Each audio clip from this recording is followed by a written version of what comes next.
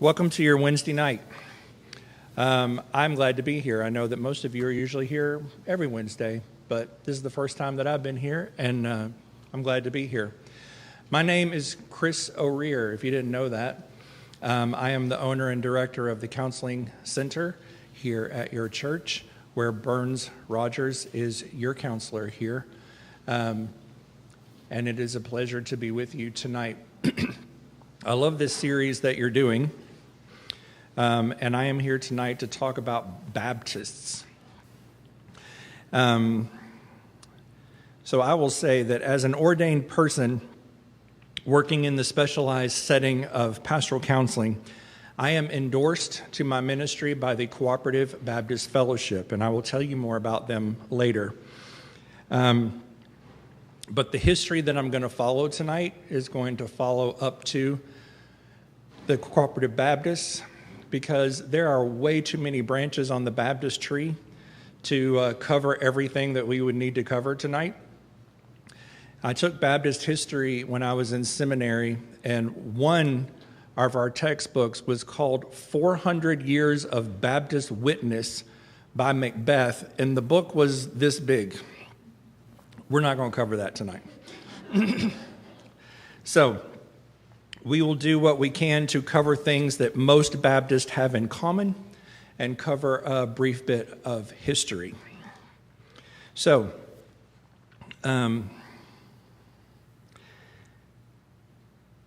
okay, let me get where I am.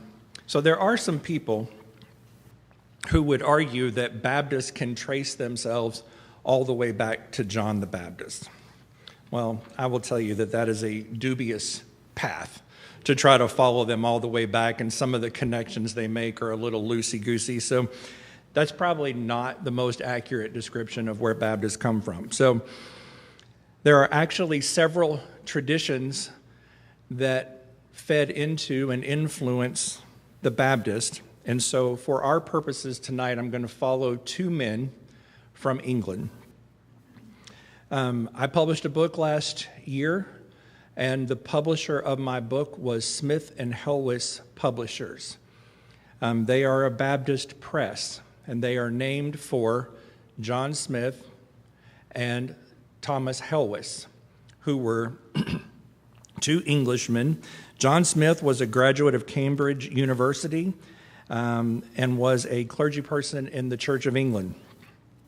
Thomas Helwis was a wealthy layperson who worked with John Smith. I believe he was trained as a lawyer. Smith and Helwis desired to reform the Anglican Church. They used the Bible to seek a guide on how the church should be or what the church should look like. And like other Puritans, they sought to purify the Church of England from the Roman Catholic influences. So they wanted to have the church look more like what the biblical picture of church should be. However, like many other of the Puritans, Smith and Helwis gave up on trying to purify the church and just separated from it. So they became known as separatists. And they joined a congregation of separatists in Gainsborough, England in 1606. Okay? So, the separatists held three views that continue to be important in Baptist life. The first is the Bible, not church tradition or religious creeds, is the guide to all matters of faith and practice. Ultimately, Baptists would say we have no creed but the Bible, which is fine as long as we all interpret it the same way, but then you get into some trouble with that. So, but we would look only to the Bible and its tradition for guidance on how to live. Church membership should be made up of those who profess belief in Jesus, and local church government, not governance by kings, church bishops, or hierarchy. So these were separatist beliefs that influenced Smith and Helwis and part of why they became separatists. However, The Church of England was not real happy with the separatists, as you know. And so Smith and Helwys moved their congregation to Holland in 1607, seeking some religious freedom. There they met up with the Anabaptists. Now, that's a whole other tradition that we could have started with and followed up to the point that they encountered Smith and Helwys, but they were already working in Holland, so we have the Anabaptists in Holland, and Smith and Helwys encounter them there. They were called Anabaptist because they believed in a rebaptism of those who professed belief in Jesus. So if you were baptized as an infant, the Anabaptists would want to rebaptize you if you professed belief in Jesus. So in 1609, John Smith, being influenced by the Anabaptists, decided that he needed to be rebaptized. And he baptized himself by pouring water on his head. So baptism by effusion, poured water on his head, baptized himself. And then he baptized Thomas Helwys and the rest of the congregation.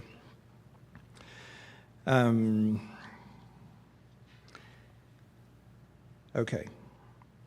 They wanted churches to be made up of people who sincerely, deliberately, and freely affirmed Christ as Lord in their lives, and they wanted a believers' church that was governed by the church members.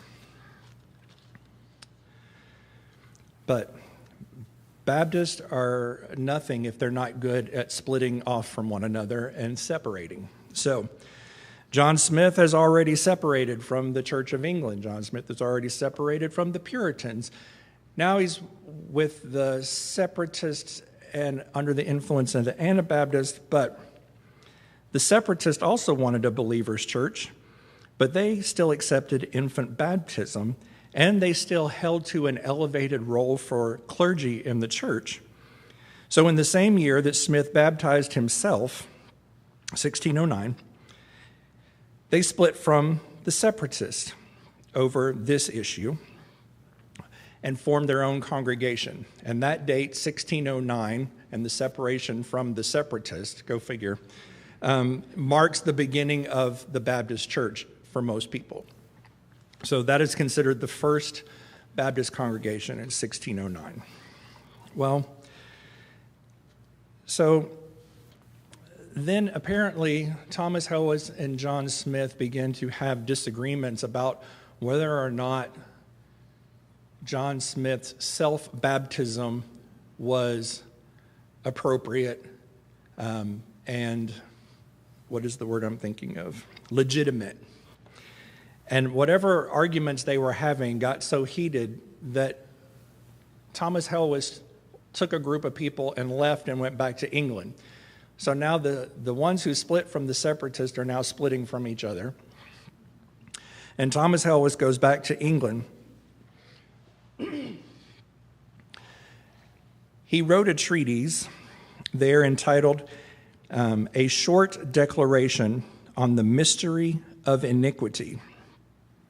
Essentially what he described was how evil had infiltrated into the church and how it was governance by the king over the church, and how the systemic way in which the king and the church were merged was the basis of systemic evil.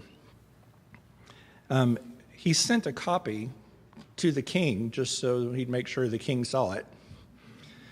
King saw it. Threw Thomas Helwys in jail. And I don't know, the jail conditions in those days were pretty awful, so he stayed there for a couple of years and wound up dying in jail over his writings. In his writing, though, he argued for religious freedom, freedom of consciousness for every believer, and he criticized the king as the head of the church. So I'm going to leave them for a minute because we still, John Smith still in Holland and Thomas Helwis, now deceased. So let me talk a little bit about Roger Williams. He was a separatist who became a Baptist and joined with English, like Smith and Helwis, in calling for religious freedom and a universal liberty of consciousness. Roger Williams founded the first Baptist church in the United States in 1639, and he also founded the state of Rhode Island as a place for religious freedom for all.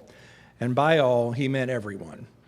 Rhode Island was founded as a place where anyone could go and practice whatever faith they had freely, without any influence by anyone else. And it was explicit that this was true for the Muslims, as they were written then, and others. Roger Williams also had some trouble with, I think it was some of the separatists or the Puritans. I don't remember. They didn't like what he had to say. They ran him out of town, and he lived in the woods for a long time, which is crazy to me.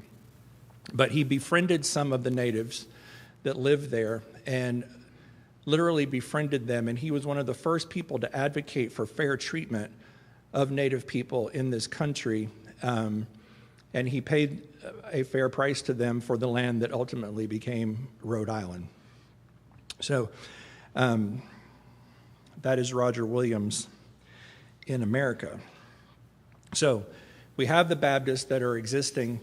There is a tradition of Baptists that moved to Charleston. There is the Charleston tradition of Baptist. There is another group of Baptists, I believe, in North Carolina that grew into two branches of the Baptist church. So already we're forming different branches, but there are two basic categories of Baptist at this time.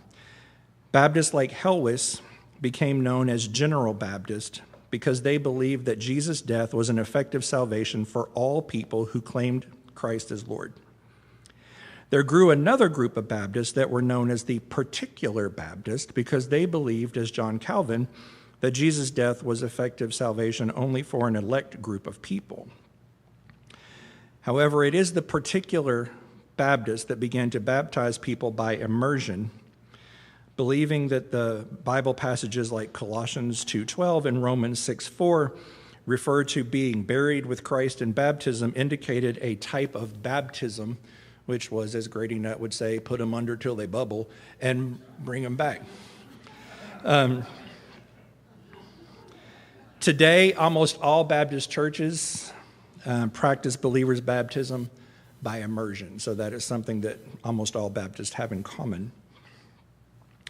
And as far as the split between the Calvinists and the Arminians,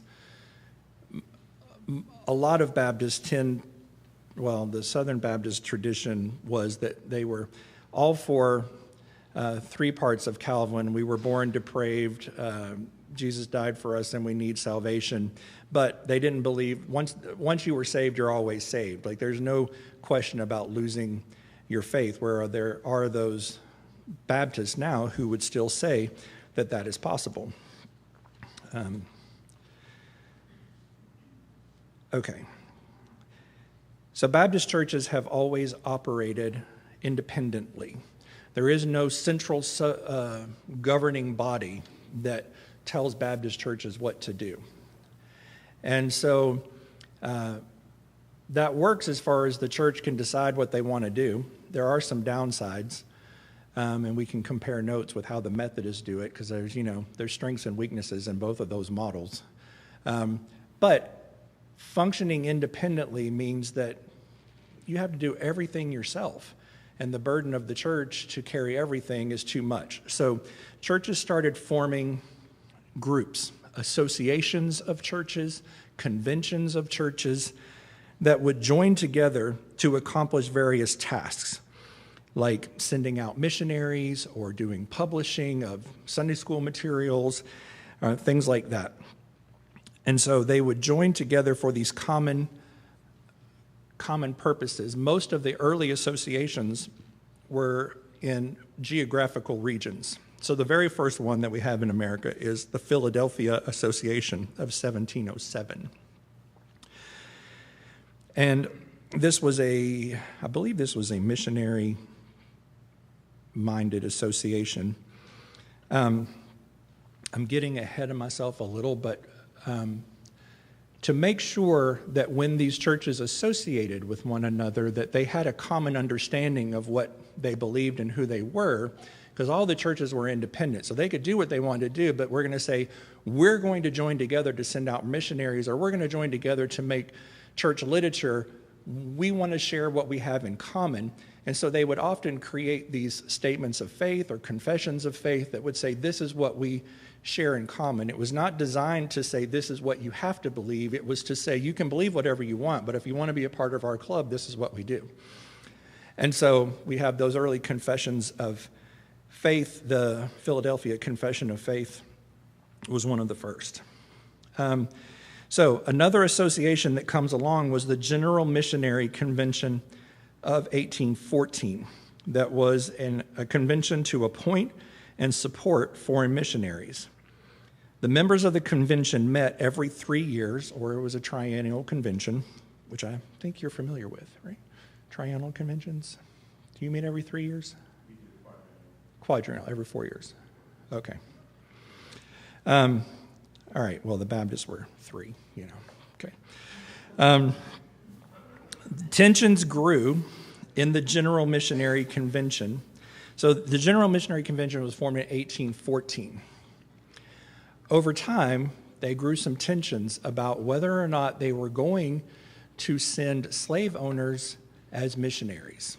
Can we send slave owners as missionaries? And as you imagine, there were some churches that would say yes, and there were some churches that said no. And there was a group of southern churches who put up a candidate for missionary that was a slave owner who was not appointed. And they took that opportunity to separate themselves from the General Missionary Convention to become the Southern Baptist Convention. So, that functioned fairly okay for many, many years. They had a heyday through the 50s and 60s. But there began to grow tensions within the convention itself between those who were more moderate-leaning and those who were more conservative-leaning. For example, Broadman, the Baptist Sunday School Board in Nashville, was founded at First Baptist Church of Nashville. And they published things like the Broadman Hymnal and the Broadman Bible Commentaries. And in the early 1960s, there was a commentary on Genesis that was released, Volume 1 of the Broadman Commentary, that suggested that the creation story and Adam and Eve could potentially be interpreted as a metaphor, could be read metaphorically. Well, that outraged some people. And so there was a backlash against that, and Broadman recalled Volume 1 of the Broadman Bible Commentary and had it rewritten by somebody else who would say something different. And so now if you find a set of Broadman Bible commentaries, Volume 1 always says revised. About 2 or 3 years ago, I was going through the library of a friend of mine who had died. His wife said, "Why don't you come over and see what books my husband had, if there's anything you might want?" And I'm like, "Sure, I'll come over." He had 2 copies of Broadman Genesis Commentary, Volume 1, not revised. So there were still some out in the world that some people had. So I now own one of those. It's a very prized possession for me to own this heretical piece of material. But those tensions were in existence. And so in 1963, a group from the Southern Baptist Convention got together to try to write a document called the Baptist Faith and Message, which was an attempt to pull together what do we all have in common and why can't we all just get along and let's just talk about what we all share. And so in 1963, Baptist Faith and Message, they put it together. And that became kind of the document that stated, this is what Baptists believe, this is what Baptists affirm, at least in our tradition of Baptists, this is what we can affirm. And the 1963 Baptist Faith and Message existed for many, many years until, and I will tell you more about this in a minute, but there was a split in the Southern Baptist Convention. And in the year 2000, they rewrote the Baptist Faith and Message. And it was a much different looking document than the 1963 one had been. So if you're cruising around and you're looking at Baptist churches online and you're reading their websites and you read the About column, many of those churches will say, we affirm the 1963 Baptist Faith and Message, and others will say we affirm the 2000 Baptist Faith and Message, and you can learn something about that church by knowing which of those documents they affirm.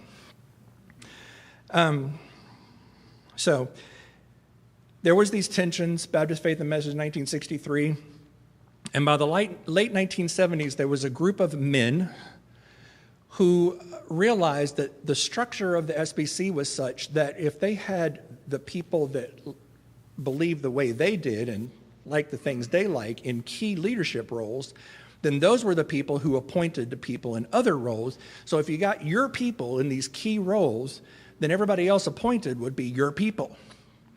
And so they started working to get those people into those key roles. And depends on which side of the argument you're on. This was either known as the conservative resurgence of the Southern Baptist Convention or the takeover of the Southern Baptist Convention. You can probably guess where I wind up on that. But I was at Southern Baptist Seminary in Louisville, Kentucky in 1990, between 90 and 93. And during that time, new trustees were appointed to the Board of Trustees at Southern Seminary by the president of the SBC that appointed trustees. So they replaced all the trustees on the Board of Trustees of Southern Seminary, who then had the power to fire the president of the seminary and hire the person that they wanted in the seminary. And then they began to systematically make professors sign statements of faith in order to keep their job. And most of those things were in line with what ultimately became the 2000 Baptist Faith and Message. And so there were many professors who lost their job during that time because their beliefs didn't line up. Well, the Southern Baptist Convention had always been a place that was like a big tent Baptist church. Like, I know that person over there doesn't vote the same way I do, but we have a lot in common and we love each other. But from this point forward, there's this tension then between this group of people who are moving into the Southern Baptist Convention and the group of people who want to hold on to a broader picture of what Baptist means. So in the 1990s, early 1990s, there was a group of people who said, we would like to have a movement within the Southern Baptist Convention to push for reform. Starts to sound familiar. We want to reform the church. The church resisted that reformation. And so in the 1990s, that group of people split from the Southern Baptist Convention and became the Cooperative Baptist Fellowship. They were not the first, and that was not the only line. So there's many, many other associations. There is the Baptist World Alliance, there's the Alliance of Baptists, there's National Baptist, there's American Baptist, there's Missionary Baptist, there's, you can name them. And probably some we've never even heard of. There are hundreds of different Baptists. So I'm only following one branch of the tree, but there are many, many branches. But of all of those Baptists, most of them believe certain things in common. Where they differ, most hold the core beliefs and still practice believers' baptism by immersion. But you will find churches that are more focused on evangelism and some that are more focused on social justice. You will find remnants of the old General Baptist and the particular Baptist traditions. You will find Baptist churches that are more informal and contemporary in their worship styles, and those that are more liturgical and high church in their worship styles. You'll find Baptist churches that ordain women as ministers and deacons and those that will not. You will find Baptist churches that are strongly opposed to the rights of those in the LGBTQ community and those that are fully welcoming and affirming of those in their congregations. So there are lots of ways that Baptists differ. Because we are independent congregations, Baptists can do whatever they want in their church. So there's Baptists that embrace a lot of different things. But let's look at what some of the Baptists have in common. Oh, we're doing good.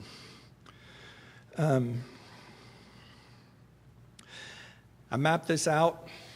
Go to the next one. There. So if you look at the first letter of every line, it spells out Baptist. It's very clever.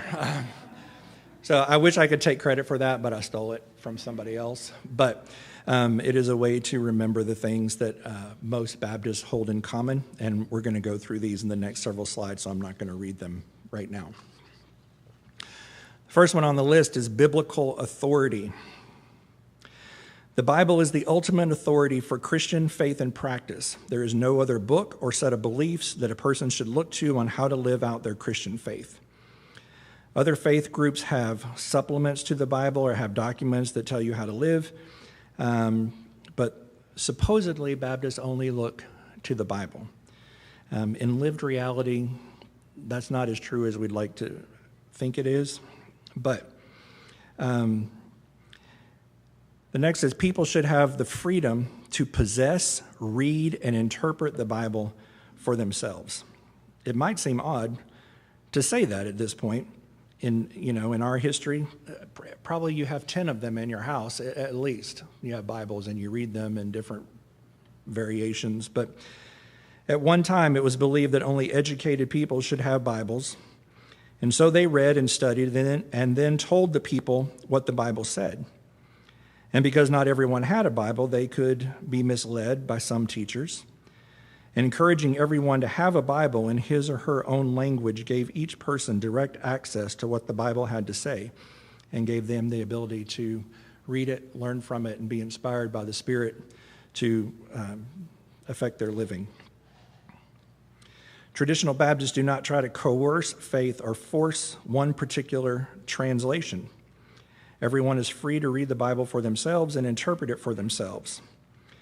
This is one of the reasons that being in a faith community of church is important, because you might read things one way and I might read another way, and when we're sitting together in a class or we're having a conversation over coffee, we can talk about the way that we approach the Scripture and we can learn from one another, but it also keeps me from running way off the rails with a particular view if we can stay in dialogue about that.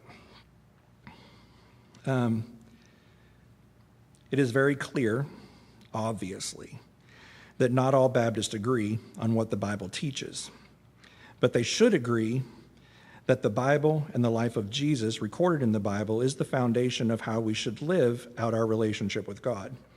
How can we claim to follow Christ if we do not know what he did or what he taught? So the ability to read that for yourself is extremely important. Okay. Next, the autonomy of the local church. Autonomous comes from the Greek word meaning self and law. So autonomous is self-governing or self-directing.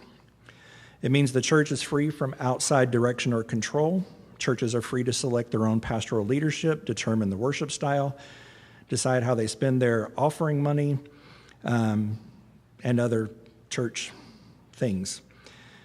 This is different from other traditions where ministers are chosen by bishops or chosen by other church leadership. And as I said, there are pluses and minuses to both ways of doing things. Most in the Baptist tradition are glad that there is not some group somewhere that tells them how to worship and have the ability to decide for themselves what they want.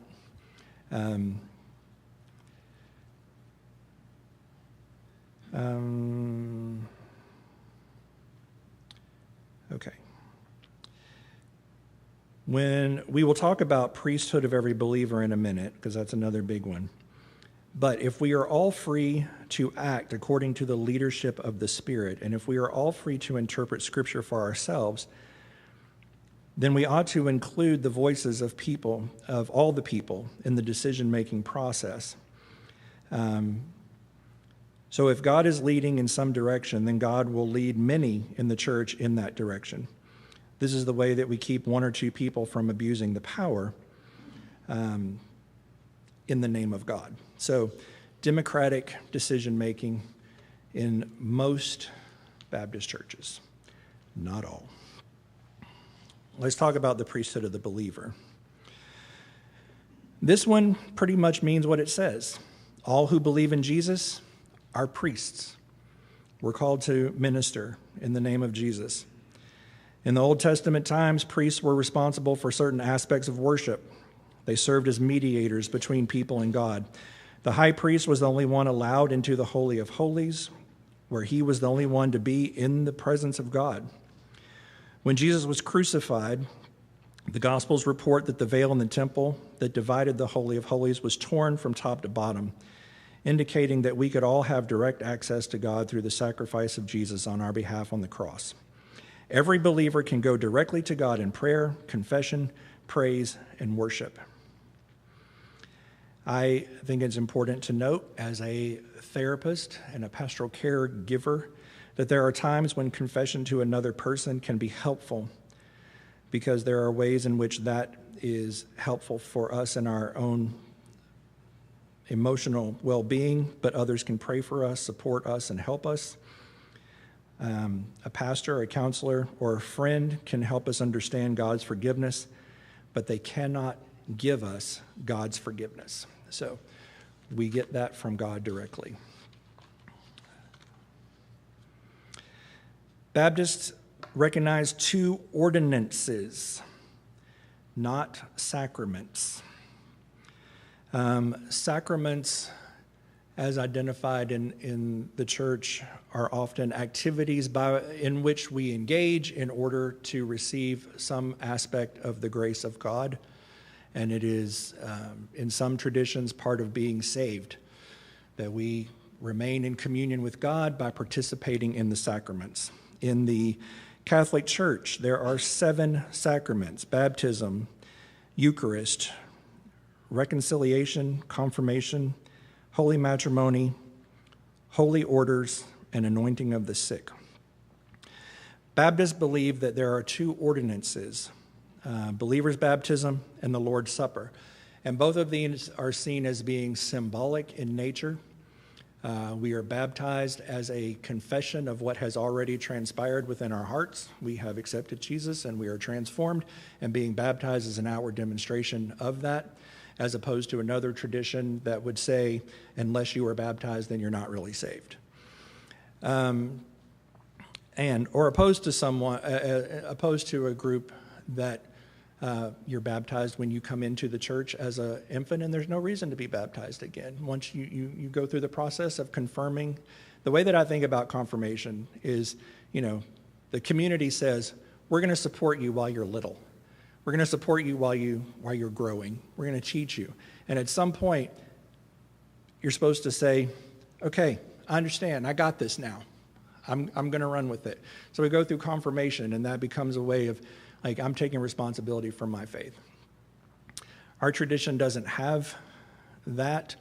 I don't dislike it. I have come to love traditions of lots of denominations. I think there's beauty in so many. So I've become very ecumenical in my older age.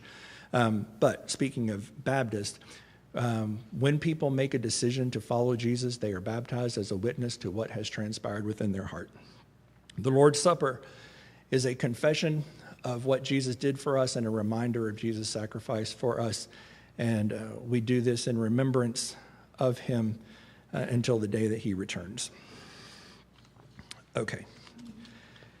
Individual soul liberty, also called soul freedom or soul competency.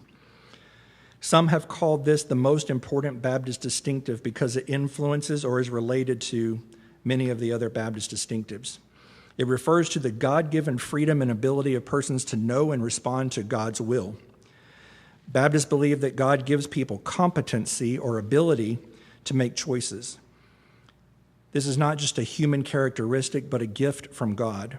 This is a freedom that carries responsibility.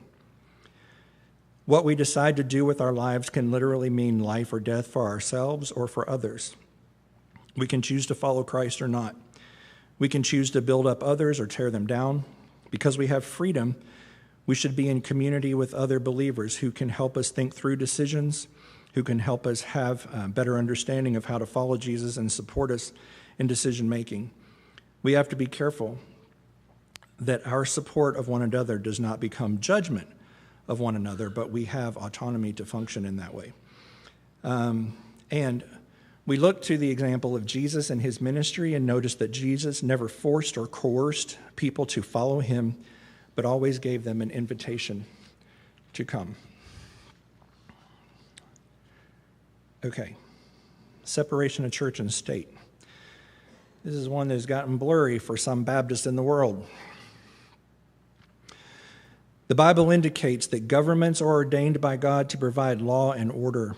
Government leaders are to act for the benefit of the citizens.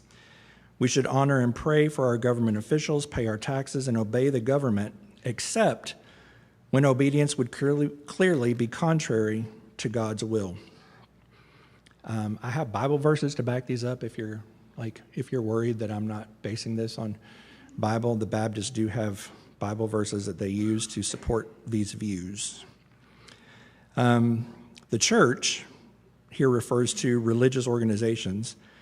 Baptists generally teach that the nature of the church is to spread the good news or the gospel of Jesus and to teach beliefs of faith and develop believers and to minister to others in Christ's name. The scriptures, the example of Jesus, and the leading of God are to provide leadership and guidance for the mission of the church. Period. Ideally, the relationship of church and state is to be mutually beneficial.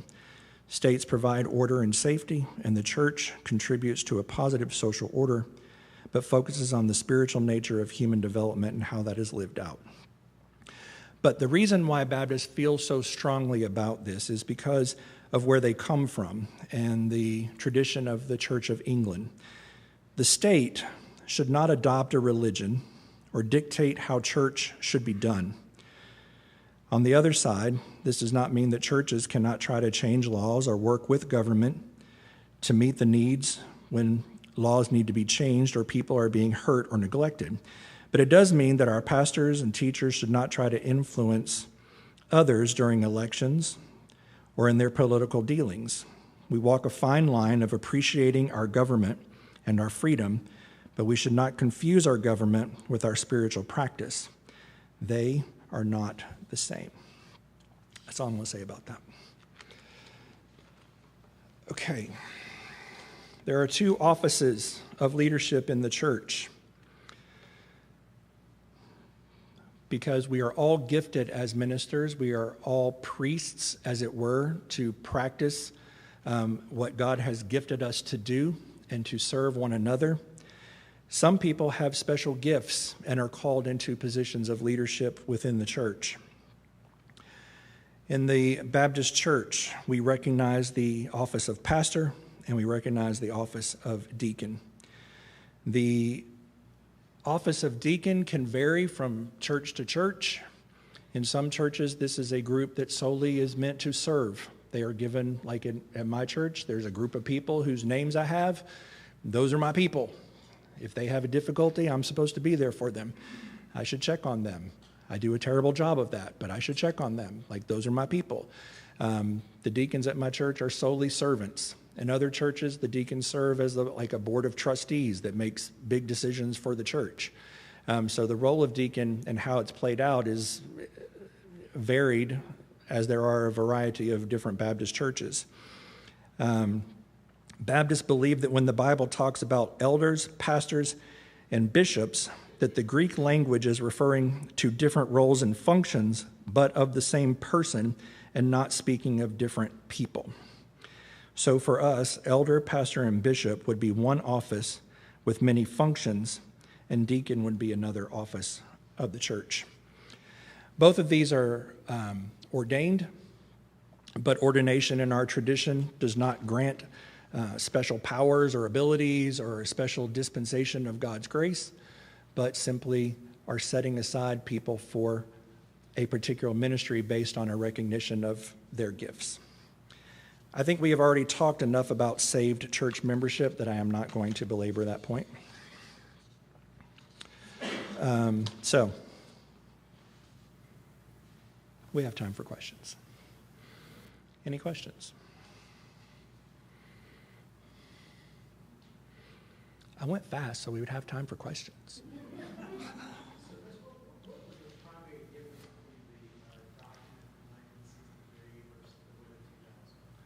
The Baptist Faith and Message of 63 and 2000.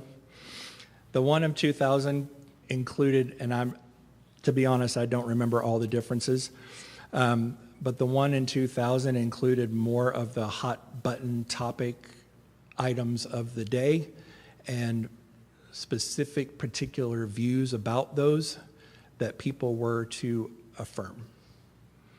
So instead of looking for what are our big things that we have in common, it was more specifically defining what we should believe.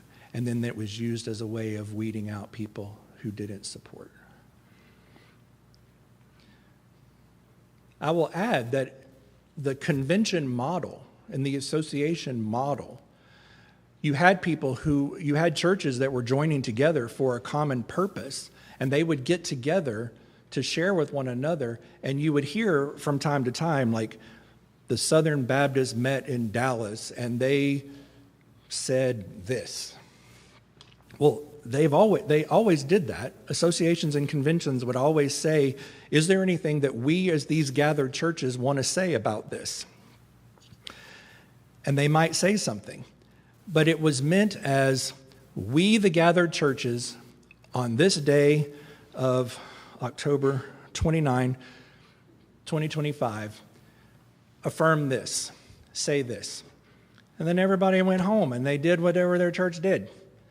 Well, no church was obligated. It wasn't a rule that everybody had to follow. It was like we as the gathered people here want to give a voice to this thing that we feel like is in common.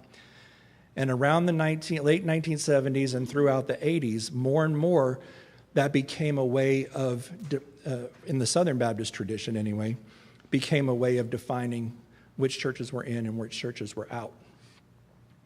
A couple of years ago, I can't remember how many because I lose track of time, so it was either like 2 years or 5 years, I don't know.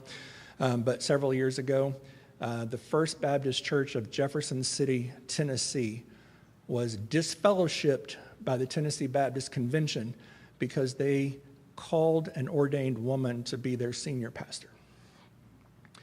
And it was determined that that violated the shared views of the churches who were affiliated in the Tennessee Baptist Convention. So did they associate with another, not Southern Baptist, but another church? Yes, thank God for the Cooperative Baptist Fellowship. So there still are many churches who hold connection to the Southern Baptist and another group. And there have been many for years that are Cooperative Baptists who also affiliate with the Southern Baptist. And the people in the congregation who want to go to the Southern Baptist Convention every year can go to the Southern Baptist Convention. And the people who want to go to the Cooperative Baptist Fellowship can go to the Cooperative Baptist Fellowship. And then they all come back on Sunday and they worship together. And it's been fine. But then you have events like this where the Southern Baptist Convention or the Tennessee Baptist Convention made that decision and disfellowshipped them. Well, the Cooperative Baptists are still there, and they're very supportive of women in ministry and ordaining women, and so they don't have a problem. So, they can affiliate with the Cooperative Baptist Fellowship and have the fellowship and the resources that the fellowship has without really losing a whole lot.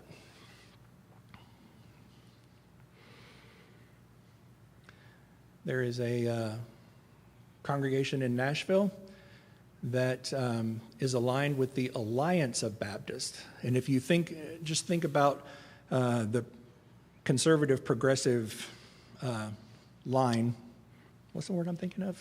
Continuum. Southern Baptists, of course, would be more on the conservative end. I don't know if this is your right? Conservative Southern Baptists are more on this end.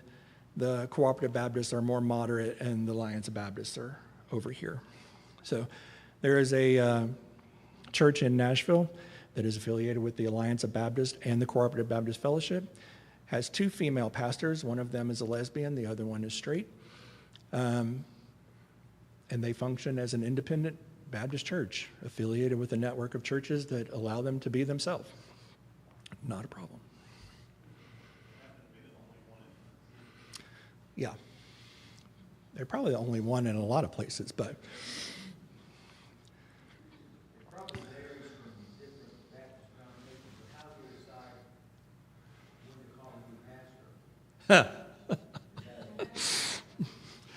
Well, this is what I see as one of the weaknesses of congregational polity, is because if the preacher preaches truth and preaches prophetically and ruffles feathers, and the deacons decide that they don't like him or her, then they can have secret meetings and decide they're going to get rid of the pastor and they just up and fire them. So that can be decided by a group of people who are disgruntled by whatever. And so it keeps the pastor in this place where they have to walk this fine line of being prophetic, but also not ruffling too many feathers. And each church probably has a group of people who are designated as the leaders. In some churches, that would be the deacons, and others is like a board of trustees or whatever. But there'll be a group of people who will rise up and say no. One of the strengths of a process like the Methodists have is that there is a hierarchy that says, I'm sorry, you can't just decide that you're going to have a new pastor. You have to stick it out with this one. And so you've got to learn to get along. And you've got to figure out how to do that. And so you've got somebody who should have your back. I know that bishops do not always have your back, but they should have your back. And in the Baptist church, that just doesn't happen. So the average stay at a Baptist church for a pastor is less than 5 years. I think it's probably less than 3. So if you hear of a Baptist pastor who's been in their church for 10, 20, 30 years, there's something that's working in that church, because it doesn't usually last that long. So basically, the average stay for a Baptist pastor is about the same as the United Methodist pastor. That's wild. That blows my mind. But the decision-making process is completely different. Yeah. Other questions? I am limited in how much I know, but I'm always happy to share what I do know.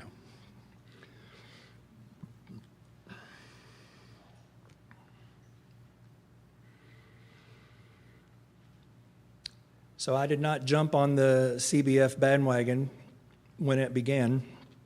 I was at Southern Seminary, and I was raised in a Southern Baptist church. My pastor was the brother of the first coordinator of the Cooperative Baptist Fellowship.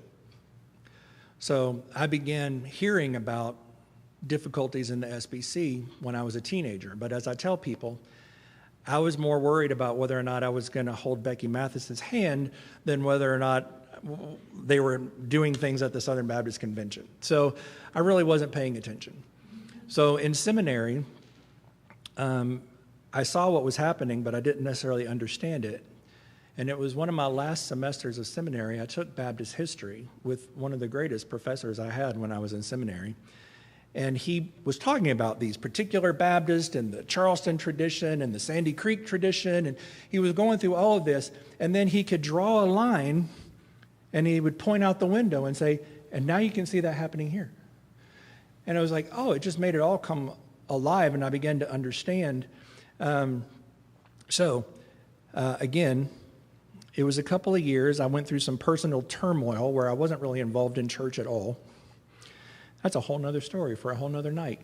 But when I finally came back to myself and to God, I wound up in Tennessee, and I got a newsletter from the Tennessee Cooperative Baptist Fellowship, and it was entitled, "Where Are the Young People?"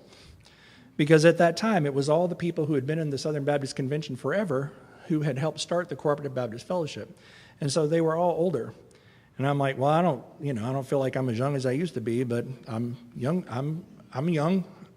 So I got involved in the Tennessee Cooperative Baptist Fellowship, what led me to be involved in the National Fellowship.